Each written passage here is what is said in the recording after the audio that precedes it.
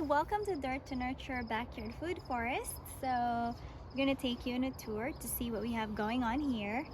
And my name is Dwayne. Me and my husband started this project as actually started as a need during the pandemic. So it's 5 year old. It really started from the ground up, from a plain grass lawn. So there's really nothing in here. So whatever you see in here, isn't here, and it was literally plain, like a blank slate, with obviously with some lawn and grass. So it started during the pandemic when the shelves were literally empty, so we felt the need that we needed to find some source of food because we had a hard time sourcing and buying organic local produce. And so we prayed about it. We had this backyard that we mow, but there's grass that we can't eat. So, and somehow God led us to a friend who mentioned about food forests, and so we did our research and we thought, oh, it was so intriguing, the idea was intriguing, and so we explored it. And then we found that the biggest food forest institute is in Colorado, which we are in Colorado. So we learned there, and long story short, we started the project. And we were actually very skeptical at first. We never thought that it's something doable. We know it takes a lot of work to start and planning, but it's a backyard version. So we started it little by little, like how you eat an elephant, right? Little by little is what we can do with the resources that we have, with the knowledge that we have, with the time that we have. So little by little, really. And there's a lot of things that we learn along the way. So coming in, so this is the section of zone 1. So our food forest is divided into different zones according to the need of management. And so this is kind of the entry, as you can see. So this is 5-year-old, and now this is the first year that we really are getting a lot of grapes in this arch trellis.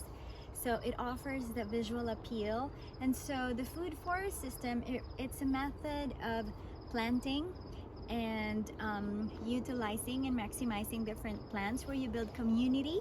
It mimics the forest system where you have different layers.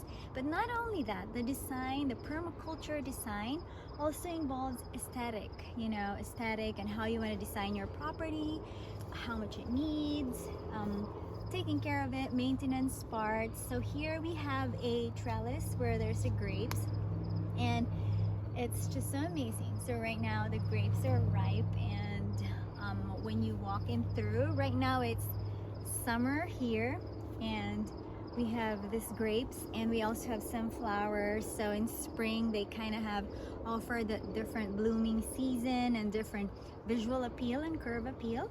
And we also have some green beans crawling in here. And beside the trellis is a garden bed.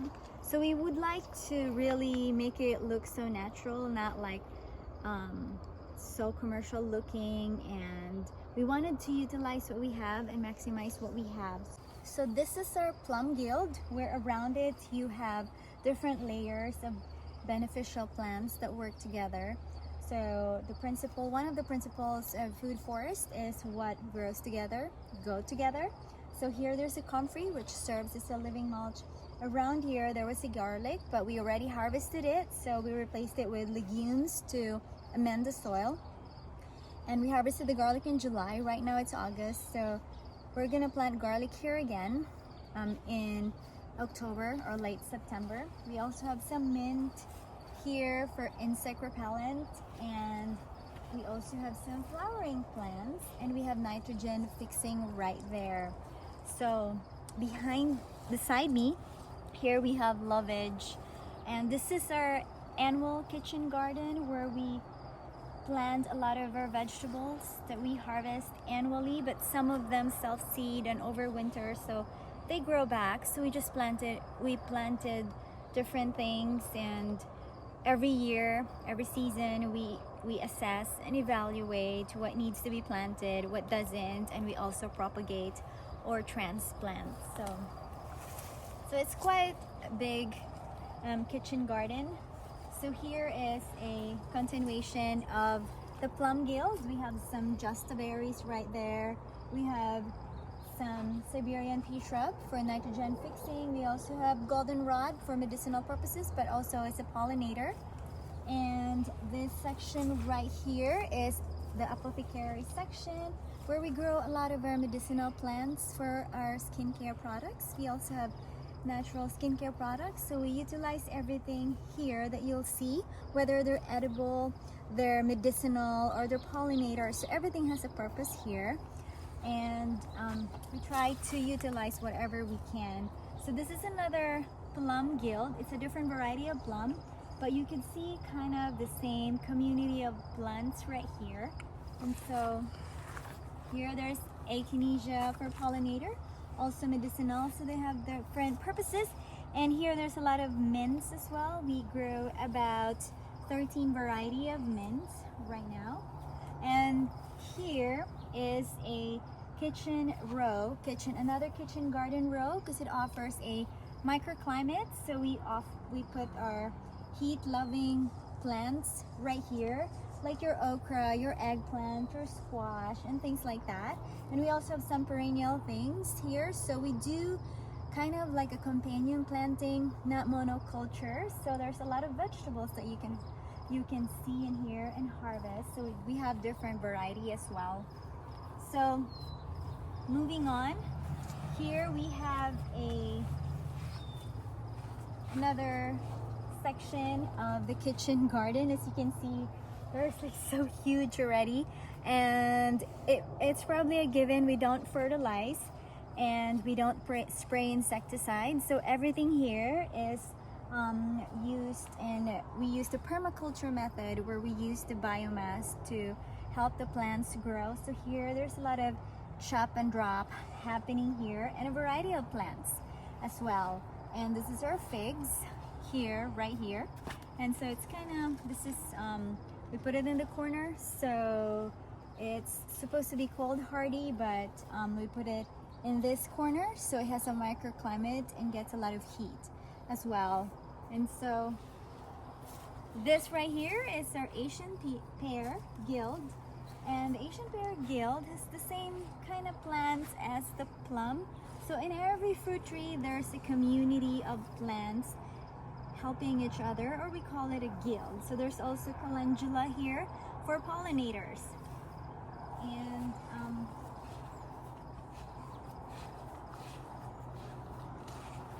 so here, this is another zone 1 kitchen garden, because it's accessible from our back door, so you could easily harvest vegetables and ingredients.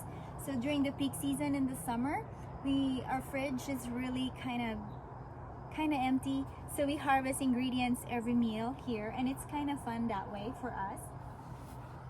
And we have sunflowers. So our sunflowers are our pollinators, and we let them grow, self-seed, and we just kind of trim wherever we don't need them, and it helps the birds, the bees, and colors. So this is right here is our cherry guild, and around there's also your pollinator, your insect repellent, your insectary, your mulch. So there's comfrey actually in every fruit tree. And we have a chives and strawberry aisle right here. So throughout the season we harvest different fruits and berries. So we planted several varieties so that we don't run out of fruit. So there's always something to harvest for us, and it saves us a lot for grocery, and we get good quality of produce. So strawberry, we harvest them May, June, and also the chives blossom, and we utilize that under the first bloomers.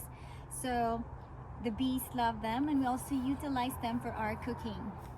So right here is our herb kitchen section. It's an herb section where it's different kitchen herbs that we use for culinary and medicinal purposes with different types of cooking. And so in this section right here we have the berries. So this is our black raspberry right here, and this is our cherry guild right here. So we do have 2 cherry trees. This area is kind of small. It's a backyard, but it's enough to produce several hundred pounds of food every year for us to use, that we also preserve for winter use. So it really helps us a lot in grocery, and it kind of keeps us on our toes and eating healthy as well. And right here is our there is a fence, but we planted a lot of natural fencing. There are pollinators. We have chicory right here, and we also have lovage. So moving on, this is another trellis right here, and this is another section where we call it zone 2. There's grapes in here as well, but this doesn't get a lot of sun, so we tend to plant more of different types of vegetables. We plant green beans in here, but not so much of the sun-loving plants. It's the north-facing area, so those are some of the considerations that we do when we design a food forest, according to the location and where it gets the sun, the wind, and things like that. And as you can see, we have grass clippings.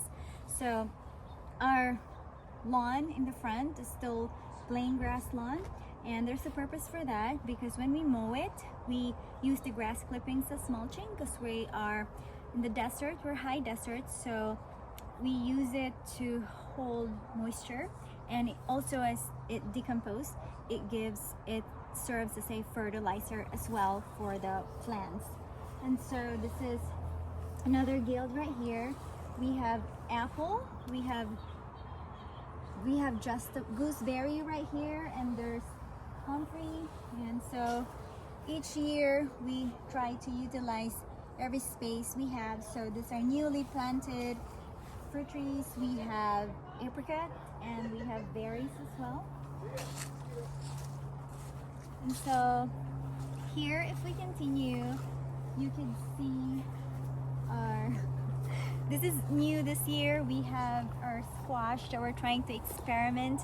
It normally grows in a different region in the United States, but we're trying to experiment if we can grow it. This is the trombetta squash, and it should be pretty hardy, and it's growing really well.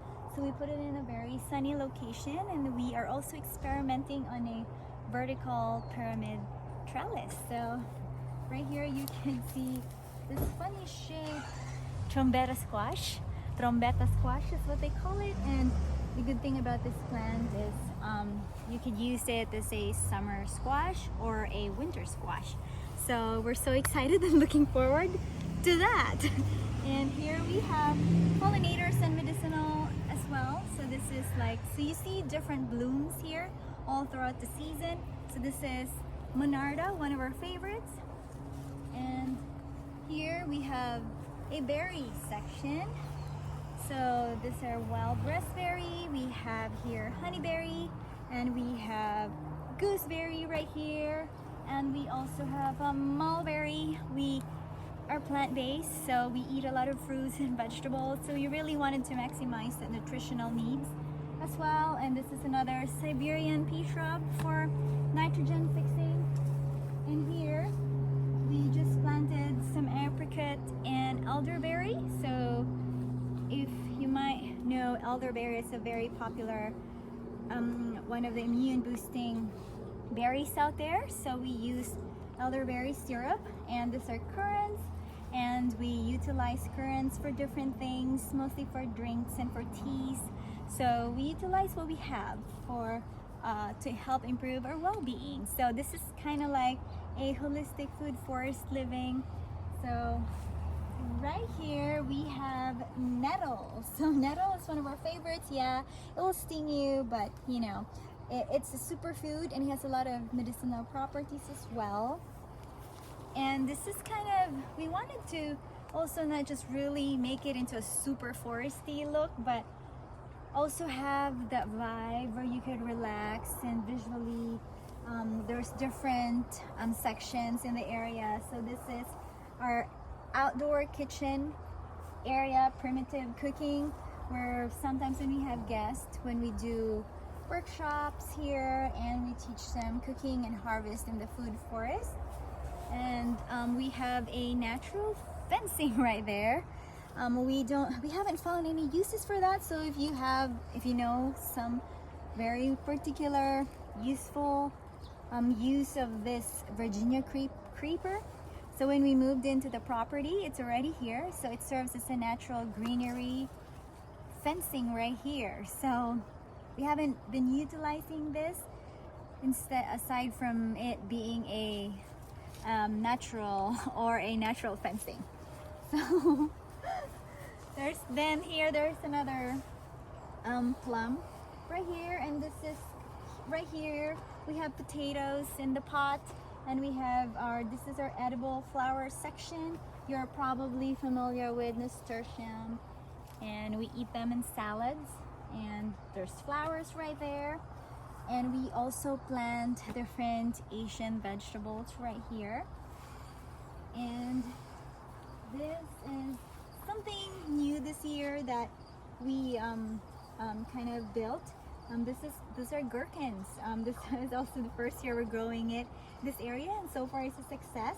As you can see, these are tiny cucumbers. They look so cute, and they're so yummy too. So when you eat this type of cucumber, you just kind of eat it like berries.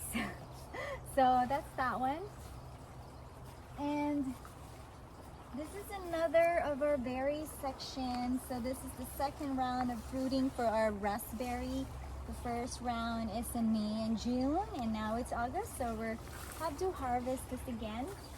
So this time of the year we have blackberry, raspberry, we have peaches, and we also have Asian pear, and so we're very grateful for that one. And so this is some of the experimental medicinal garden and apothecary. This is Artemisia. Now it's so huge right there. And these are another berries right here. And this section is our meditation section that still needs to be improved.